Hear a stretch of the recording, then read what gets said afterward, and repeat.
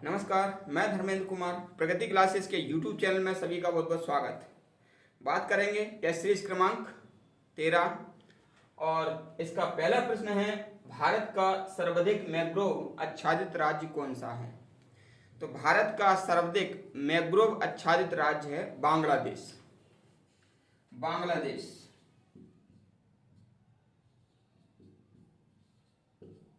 लेकिन बांग्लादेश क्या है? देश है। तो देश में अगर आएगा तो बांग्लादेश, लेकिन यहाँ पर क्या है, भारत का मैंग्रोव सर्वाधिक मैंग्रोव आच्छादित राज्य पूछा है, तो राज्य में आ जाएगा क्या? राज्य में आ जाएगा पश्चिम बंगाल। पश्चिम बंगाल। तो भारत का सर्वाधिक मैंग्रोव आच्छादित राज्य कौन सा है? पश्चिम बंगाल है। दूसरे नंबर राज्य यदि पूछे तो कौन सा आ जाएगा? गुजरात आ जाएगा। यदि केंद्र शासित प्रदेश पूछे, केंद्र शासित प्रदेश, तो अंडमान निकोबार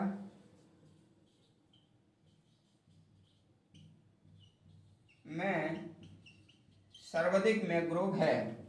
ठीक है, केंद्र शासित प्रदेश में पूछेंगे तो अंडमान निकोबार लगाना है, राज्य पूछेंगे तो पश्चिम बंगाल लगाना है, और दूसरे नंबर का राज्य पूछेंगे तो आपको गुजरात लगाना है।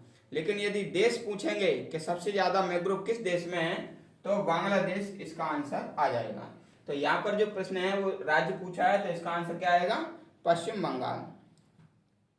मैंग्रोव कौन से पौधे होते हैं? ये इनको सुंदरबन भी कहते हैं। मैंग्रोव को सुंदरबन भी कहा जाता है, और ये समुद्र के आसपास पाए जाते हैं, और जब सुनामी आती है तो ये सुनामी के सूचक कहे जाते हैं। सुनामी के सूचक होते हैं और सुनामी को रोकने में मदद भी करते हैं। ठीक है, तो इसको याद रख लेना, मैंग्रोव वन।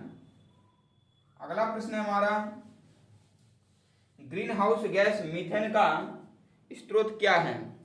तो मीथेन जो ग्रीन हाउस गैस है, ग्रीन हाउस यानी कि ऐसी गैसें जो वातावरण का तापमान बढ़ा दें, उन्हें ग्रीन हाउस गैस कहते हैं। तो जो मीथेन है उसका स्रोत कई हैं, जैसे कि मीथेन का जो स्रोत है वो धान के खेत भी हैं। धान के खेत से मीथेन गैस निकलती है।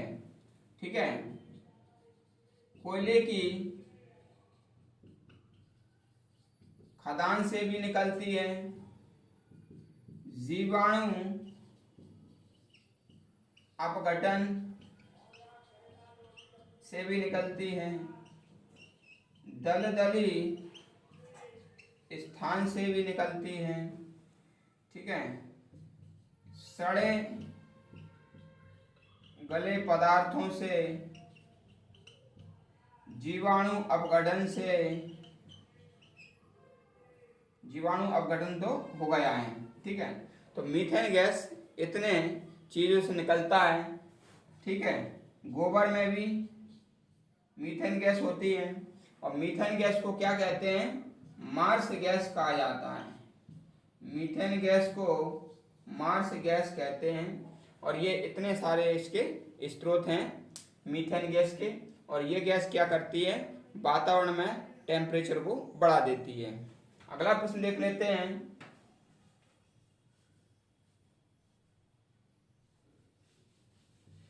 अगला प्रश्न है, ओजोन रिक्तिकारक गैस कौन सी है?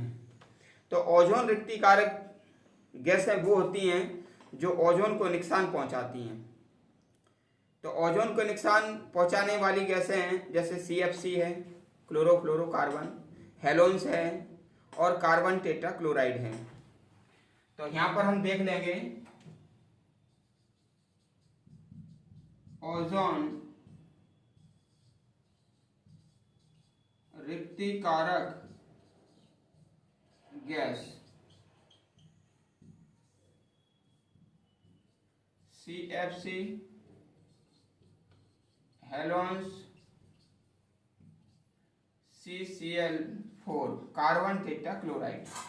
ठीक है, तो ये जो गैसें हैं ये ओजोन परत को पतला कर देती हैं, और ओजोन रिक्तिकारक के रूप में इनको देखा जाता है। अगला प्रश्न देखेंगे, पहली राष्ट्रीय वन नीति कब प्रकाशित हुई? तो देखो ब्रिटिश काल में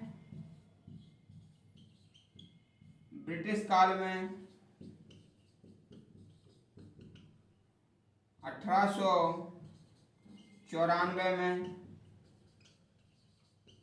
प्रथम वन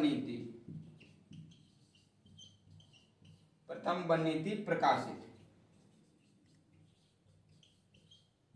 और स्वतंत्र भारत में 1992 में प्रथम वन नीति प्रकाशित। ठीक है, स्वतंत्र भारत में आए तो 1952 लगाना है, और ब्रिटिश भारत में आए तो 1894 लगाना है। तो 1894 में प्रथम वन नीति प्रकाशित हुई थी। अगला प्रश्न देख लेते हैं। नीरी क्या है? तो नीरी क्या है? National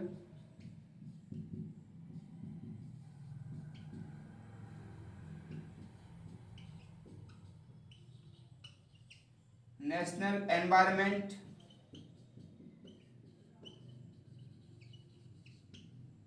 engineering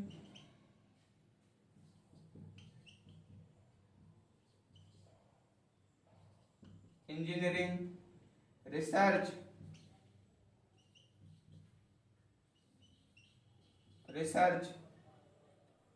institute. ये इंजीनियरिंग की स्पेलिंग आप देख लेना, गलत लग रही है। तो राष्ट्रीय पर्यावरण अभियांत्रिकी शोध संस्थान, इसका अर्थ क्या हो जाएगा? राष्ट्रीय पर्यावरण अभियांत्रिकी शोध संस्थान है ये। ठीक है, तो ये 1958 में स्थापित हुआ था। 1958 में स्थापना, और मुख्यालय इसका है नागपुर।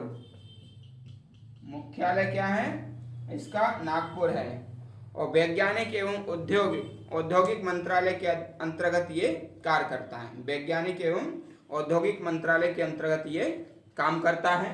पूरा नाम आपको बता दिया है, राष्ट्रीय पर्यावरण अभियांत्रिकी शोध संस्थान, स्थापना 1958, और इसका मुख्यालय नागपुर, और वैज्ञानिक और औद्योगिक अनुसंधान मंत्रालय के अधीन ये कार्य करता है।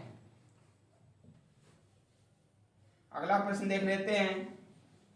अगला प्रश्न है इसमें, प्रशीतन के रूप में बड़े संयंत्रों में कौन सी गैस प्रयुक्त होती है? जैसे दूध डेयरी है, तो दूध डेयरी में जो प्रशीतन लगा हुआ है, यानी कि ठंडा करने के लिए जो एसी है ना, तो उसमें प्रयोग करते हैं अमोनिया गैस। कौन सी? अमोनिया गैस का प्रयोग किया जाता है। अमोनिया गैस का प्रयोग किया जाता है इसमें प्रशीतन के रूप में, ठंडा करने में, शीतलन में। पृथ्वी शिखर सम्मेलन का आयोजन कब हुआ था? तो 1992 में। ठीक है, 1992 में ब्राजील के रियो डी जेनेरिया में पृथ्वी शिखर सम्मेलन हुआ था। ठीक है, ये पर्यावरण से संबंधित आपके प्राथमिक शिक्षक चयन परीक्षा के बहुत अति महत्वपूर्ण प्रश्न हैं। और वीडियो आपको कैसा लगा आप कमेंट्स करके बताएं, और वीडियो को अधिक से अधिक दोस्तों के पास शेयर करें। जो व्यक्ति नए हैं वो चैनल को सब्सक्राइब करें, जुड़े रहें ऐसे ही। नेक्स्ट वीडियो इसके बाद आने ही वाला है कुछ ही समय में। तो वीडियो देखने के लिए सभी का बहुत बहुत धन्यवाद।